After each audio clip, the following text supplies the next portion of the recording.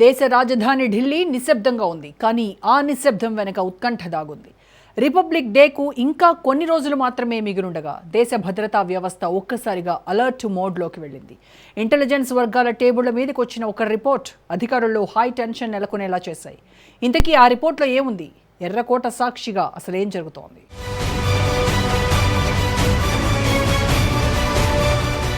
భారతదేశ రాజధాని ఢిల్లీపై ఉగ్రవాదుల కన్ను.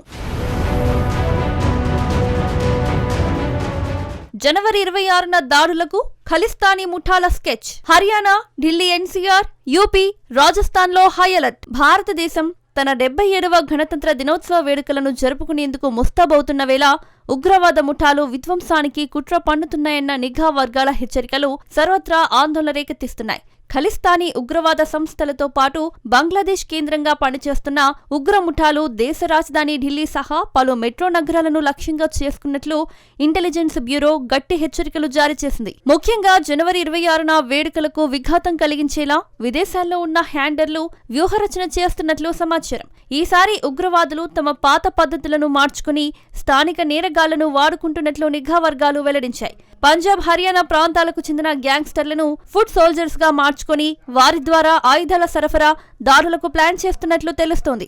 ఈ గ్యాంగ్స్టర్ నెట్వర్క్ ప్రస్తుతం ఢిల్లీ ఎన్సీఆర్, హర్యానా, ఉత్తరప్రదేశ్, రాజస్థాన్ రాష్ట్రాల్లో బలంగా విస్తరించి ఉంది. విదేశాల్లో తలదాచుకుంటున్న ఖలిస్తానీ సానుభూతి పరులు ఈ నేరగాళ్లకు భారీగా నిధులు సమకూరుస్తూ దేశ అంతర్గత భద్రతను దెబ్బతీసేందుకు ప్రయత్నిస్తున్నారు.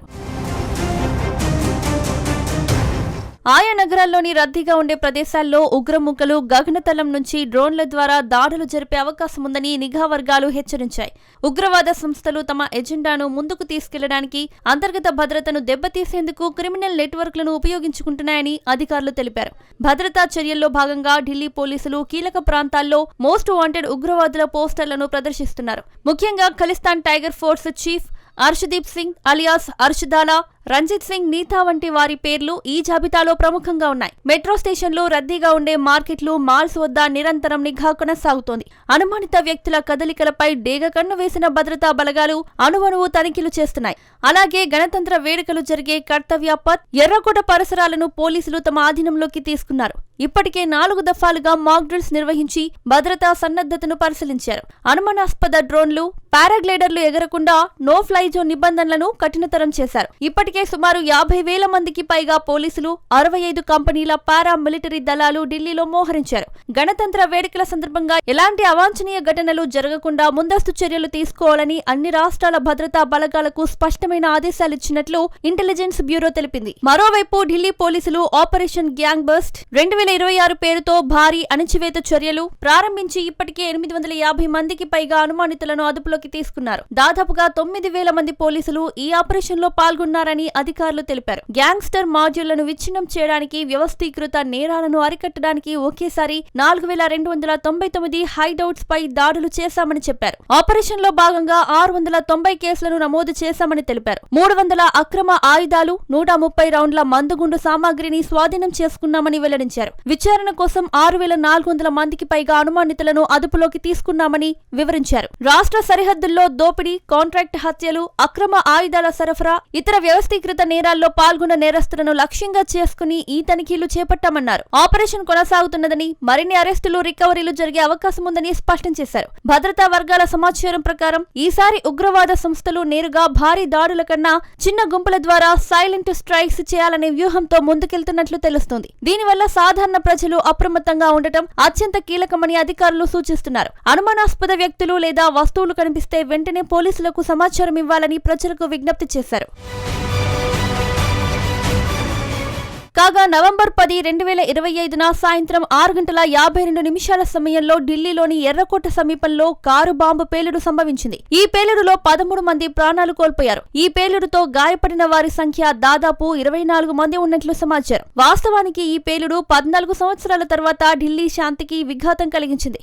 గతంలో దేశ రాజధాని 2008లో బాంబు పేలుళ్లను చూసింది. భారత రాజధాని అధికార కేంద్రంగా మాత్రమే కాకుండా దేశ భద్రత, శాంతికి చిహ్నంగా కూడా పరిగణించబడుతుంది. అయితే గత 4 దశాబ్దాలుగా నగరం అనేక సార్లు బీభత్సంలో మునిగిపోయింది. ఇక్కడ జరిగిన పేలులు, ప్రాణ నష్టం, ఆస్తి నష్టానికి దారితీయడమే కాకుండా దేశ భద్రతా వ్యవస్థ, నిఘా యంత్రాంగం, ప్రజల విశ్వాసాన్ని కూడా కదిలించాయి. ఢిల్లీలో మొట్టమొదటి పెద్ద బాంబు దాడులు 1985లో జరిగాయి. మే 10న అనేక ప్రదేశాల్లో ఒకేసారి ట్రాన్సిస్టరైజ్డ్ బాంబులు పేలాయి. ఢిల్లీలో ఈ పేలుల కారణంగా 49 మంది మరణించగా 127 మంది గాయపడ్డారు. ఈ దాడులు బస్సులు, మార్కెట్లు, బహిరంగ ప్రదేశాలను లక్ష్యంగా చేసుకున్నాయి. స్వాతంత్ర్యం తర్వాత ఢిల్లీలో భయాన్ని నాటుతూ జరిగిన మొదటి పెద్ద ఉగ్రవాద సంఘటన ఇది.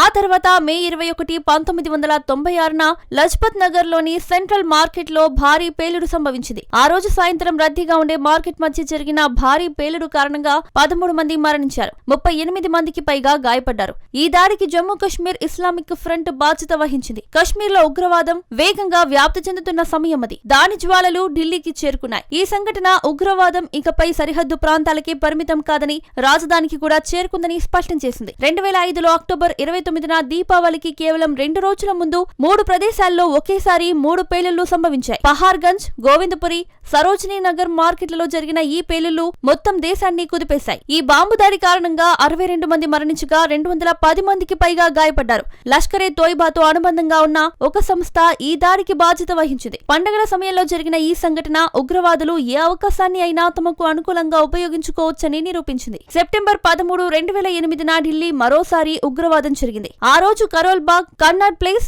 గ్రేటర్ కైలాష్లలో దాదాపు ఒకేసారి 5 పేలుళ్లు సంభవించాయి. ఈ దాడుల్లో దాదాపు 30 మంది మరణించగా 100 మందికి పైగా గాయపడ్డారు. ఈ దాడులకు ఇండియన్ ముజాహిదీన్ బాధ్యత వహించింది. దేశవ్యాప్తంగా అనేక నగరాల్లో వరుస బాంబు దాడులు జరిగిన కాలం ఇది. జైపూర్, అహ్మదాబాద్, హైదరాబాద్ తర్వాత ఢిల్లీలో కూడా ఇదే తరహా దాడులు జరిగాయి. సెప్టెంబర్ 27, 2008న మెహ్రౌలీ పూల మార్కెట్ లో టిఫిన్ బాక్స్ లో ఉంచిన బాంబు పేలింది. మోటార్ సైకిల్ పై వచ్చిన 2 యువకులు టిఫిన్ బాక్స్ ను అక్కడే వదిలేసి వెళ్లిపోయారు. కొన్ని నిమిషాల తర్వాత ఒక శక్తివంతమైన పేలుడు సంభవించింది. ఈ బాంబు దాడిలో 3 వ్యక్తులు మరణించారు, 23 మంది గాయపడ్డారు. ఆ తర్వాత సెప్టెంబర్ 7, 2011న ఢిల్లీ హైకోర్టు వెలుపల పేలుడు సంభవించింది. పేలుడు పదార్థాలను బ్రీఫ్ కేసులో ఉంచారు. ఈ పేలుడులో అనేక మంది గాయపడ్డారు, కానీ ఎటువంటి ప్రాణ నష్టం జరగలేదు. 1997 నుంచి ఢిల్లీలో 26 పెద్ద పేలులు జరిగాయి. వీటి కారణంగా 92 మందికి పైగా మరణించారు, 600 మందికి పైగా గాయపడ్డారు. ఈ సంఘటనల తర్వాత భద్రతా సంస్థలు అనేక ముఖ్యమైన చర్యలు తీసుకున్నాయి. దేశ రాజధాని ఢిల్లీ ఎర్రకోట వద్ద జరిగిన పేలుడు ఘటనలో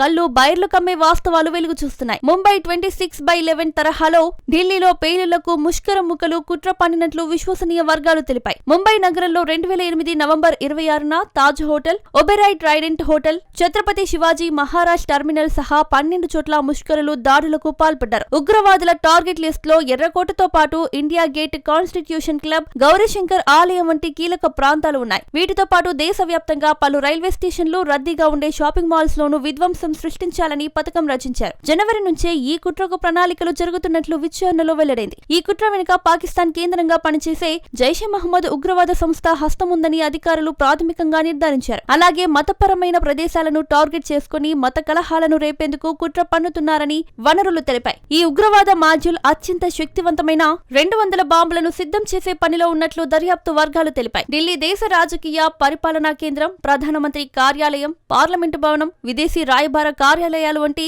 సున్నితమైన ప్రదేశాలకు నిలయంగా ఉండటం వల్ల తరచుగా ఉగ్రవాదులకు లక్ష్యంగా ఉంది. రాజధాని జనాభా, రద్దీగా ఉండే మార్కెట్లు, పండగ సీజన్ దీనిని ఉగ్రవాదులకు సులభమైన లక్ష్యంగా మారుస్తాయని విశ్లేషకులు చెబుతున్నారు. దేశ గౌరవానికి ప్రతీకగా నిలిచే రిపబ్లిక్ డే వేడుకలను ఎలాంటి అంతరాయం లేకుండా నిర్వహించేందుకు కేంద్ర ప్రభుత్వం అన్ని చర్యలు తీసుకుంటున్నట్లు అధికార వర్గాలు వెల్లడించాయి. పరిస్థితిని నిరంతరం సమీక్షిస్తూ అవసరమైతే మరిన్ని భద్రతా చర్యలు అమలు చేస్తామని స్పష్టం చేశాయి.